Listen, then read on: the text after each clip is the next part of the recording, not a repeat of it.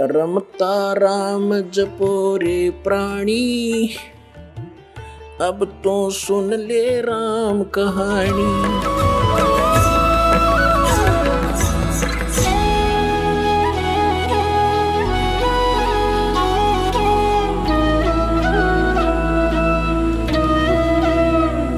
पुण्यात्मा, आज का जो प्रसंग था सत्संग का, कि शास्त्र विधि को त्याग कर जो मनमाना आचरण करते हैं उनको न तो कोई सुख हो, न उनके कोई सिद्धि प्राप्ति हो, न उनकी गति हो, यूजलेस। तो शास्त्र विधि अनुसार कौन से मंत्र हैं? पहले तो आपको जो प्रथम मंत्र दिया जाता है वो 7 नाम का है। पुण्यात्माओं, हमारे चारों वेद, पवित्र गीता, ये गॉड गिवन स्पिरिचुअल नॉलेज है, प्रभु दत्त है। और जो हमारे पुराण हैं ये ब्रह्मा जी, विष्णु जी और अन्य ऋषियों के अनुभव और ब्रह्मा जी से प्राप्त ज्ञान को मिश्रण करके इन्होंने अपना अनुभव लिखा है। परमात्मा की जानकारी और वे ऑफ वर्शिप जो वेदों और गीता में है वो फाइनल है। उससे अतिरिक्त हमने कोई मंत्र जाप नहीं करना चाहिए। हमारे सदग्रंथ बताते हैं कि ओम तत्सत इति निर्देश है, नथिंग एल्स। यही निर्देश है, फाइनल फैसला है, डायरेक्शन है इस 3 मंत्र के जाप करने की, सच्चिदानंद घन ब्रह्म को पाने की। अब यहाँ प्रसंग उठता है, कई श्रद्धालु कहते हैं कि भाई गुरुजी नाम तो इन देवताओं के देते हैं और इनकी पूजा को मना करते हैं। पुण्यात्माओं, आप बच्चे हो और आप दूध के जले हुए हो। अब अपना कर्म मत बिगाड़ना, क्योंकि आप इस दास से अधिक नहीं जान सकते। इस दास से अधिक परमात्मा या वो संत जिनको भगवान मिले वो जान सकते हैं, अन्यथा इस पृथ्वी पे किस ब्रह्मांड में कोई नहीं जान सकता। आप अब अपना दिमाग खराब मत करना, क्योंकि आपका ज्ञान में कुछ मिश्रण उन अज्ञानियों का है जहां पहले गए हुए थे। अब पूजा और साधना में क्या अंतर होता है? जैसे आप जी को जल के गुणों का ज्ञान हुआ, उसकी प्राप्ति की तरफ हुई। आपने आप पूजा तो कर रहे हो जल की, कि मुझे जल प्राप्त होना चाहिए, जल प्राप्त करूंगा। और साधना क्या है? उसके पाने की विधि। जैसे हैंडपंप लगाना है तो बोकी लगानी है, पाइप नीचे पहुंचानी है, ये तो है साधना। और जिसके लिए ये सारा कुछ खड़ा हो रहा है वो है पूजा। अब जैसे हम पूजा तो कर रहे हैं अपने परमात्मा कबीर जी की सतलोक में जाने की, क्योंकि हमने उसके गुणों का पता लग गया। हम पूजा तो करते हैं अपने परमात्मा की, और साधना यानी ये मजदूरी, ये प्रयत्न उसके पाने के लिए मंत्र, ये औजार, ये इंस्ट्रूमेंट, ये प्रयोग कर रहे हैं, ये साधना कर रहे हैं हम। ये साधना पूजा नहीं है। जब हमें जल मिल जाएगा, हैंडपंप लग जाएगा, उस बोकी की जरूरत को नहीं, रख देंगे खुट्टी पर टांग कर, पड़ी रखी। तो इस प्रकार हम जो पूजा और साधना में अंतर है, हम पूजा करते हैं अपने कबीर परमेश्वर के पाने की, और साधना ये सारी करनी पड़ेगी, ये सभी इंस्ट्रूमेंट प्रयोग करने पड़ेंगे उस जल तक पहुंचने के लिए।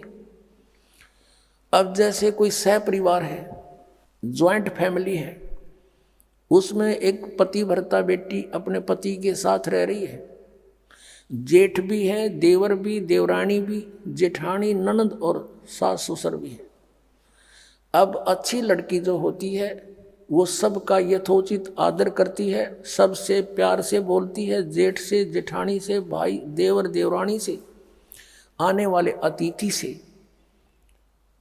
ऐसा लगता है जैसे ये सबको अपना ही मान रही है, लेकिन वो पूजा अपने पति की कर रही है। जैसे एक सत्कार होता है और एक पूजा होती है।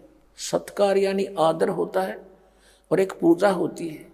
सत्कार तो वो पति भरता सबका करती है, लेकिन पूजा अपने पति की करती है। और जिस समय वो अलग होते हैं, भिन्न होते हैं, अलग अलग होते हैं, तो अपने सभी वस्तु जो उसके हिस्से में आते हैं, एक चम्मच भी ना छोड़ा जेठ और जेठानी के, चाहे कितनी मीठी बोलना थी, कितना प्यार से रहती थी, और सब कुछ उठाकर अपने पति के साथ अपने कमरे में रख लेगी, क्योंकि वो अंतर से पूजा उसकी कर रही थी, उनसे मिलाप रखना अनिवार्य था, नहीं तो कलह माच जाए। तो हमारा एक जॉइंट फैमिली है, ब्रह्मा विष्णु महेश यहाँ के मुखिया हैं, इन 3 लोग के कुछ ये प्रधान बना रखे, एक विभाग के मंत्री हैं, और जो भी हमने लाभ लेना, जैसे कोई प्रधानमंत्री का व्यक्ति और स्टेट हरियाणा में रह रहा है, तो उसने जिस चीज़ की आवश्यकता होगी यहाँ के डिप्टी कमिश्नर से या मंत्री से बोलेगा, और वो तुरंत उपलब्ध करा देंगे, क्योंकि उनको मालूम है कि किस समर्थ से संबंध है इसका। ऐसे ही आप जी इस काल के लोक में रहोगे, आपको सुविधाएं तो यही देंगे। ये तो जब तक आप उस परमात्मा की शरण में नहीं हो, तो आपको वर्क डन ही देंगे, आपकी किस्मत देंगे, और जब समर्थ से संबंधित होगे, जो मांगोगे वो दे देंगे ये। लेकिन कितना देंगे? परमात्मा के आदेश से, यानी आपके शुभ संस्कार बनेंगे, उन संस्कार के आधार से आपको फिर ये वो धन देंगे यही। जैसे आप जी ने उल्टा लटका हुआ संसार रूपी पेड़ के विषय में जाना, और जैसे हम कोई आम का पौधा जमीन में बोएंगे तो जड़ की तरफ से जमीन में दबाया जाता है, एक गड्ढा बना के, तो पूजा करेंगे जड़ की। हम टहनियों की पूजा नहीं करें, लेकिन फल लगेंगे टहनियों के। तो यदि हम पूर्ण परमात्मा की सत साधना करेंगे तो इन ब्रह्मा विष्णु महेश रूपी शाखाओं का फल लगेंगे, और ये फिर फल हमने बिना मांगे देंगे, क्योंकि हमारा जो मूल, हमारी साधना शास्त्र अनुकूल है, हम पूजा मूल की कर रहे हैं। यदि हमने उल्टा यू पौधा गाड़ दिया, उसकी शाखाएं लगा दी जमीन में और जड़ कर दी ऊपर ने, और फिर उन शाखाओं की सिंचाई हम शुरू कर देंगे, तो पौधा सूख जाएगा। तो वो शास्त्र विरुद्ध साधना है, शास्त्र अनुकूल साधना है। जैसे हम मूल परमात्मा सतपुरुष को इष्ट रूप में पूजेंगे, और उसके पूजने के लिए जो भी मटेरियल, जैसे पूजा में खाद पानी जो कुछ भी है, ये सारे मंत्र जाप करने पड़ेंगे हम, लेकिन हमारा इष्ट रूप में कबीर जी रहेगा। तो उसके आधार से सत साधना से जो शुभ संस्कार बनेंगे, तो जब तक आप यहाँ हो, यहाँ की संसारिक सुविधाएं आपको ब्रह्मा विष्णु महेश की ओर से ही प्राप्त होंगी, उन टहनियों के शाखाओं का फल लगेंगे। इसलिए ये हमसे दूर नहीं हो सकते, हम इनसे दूर नहीं हो सकते, हम इनका अनादर नहीं कर सकते, क्योंकि फिर हम संत नहीं, लेकिन हम इनको पूज नहीं सकते। जैसे पति भर्ता का उदाहरण आपको दे दिया, वो पूजा जो अपने पति के प्रति समर्पित है वो किसी के प्रति नहीं हो सकती, और वो उसके दुश्मन भी नहीं है, अंडरस्टूड है। और जब हम यहाँ से चलेंगे, हमारे इनसे कोई लिंक नहीं होगा, अपने पति के साथ, अपने परमपिता के साथ हम सहर्ष सतलोक चले जाएंगे। ये तरीका उस परमात्मा के पाने का, नथिंग एल्स। बोलो सतगुरुदेव सत साहेब।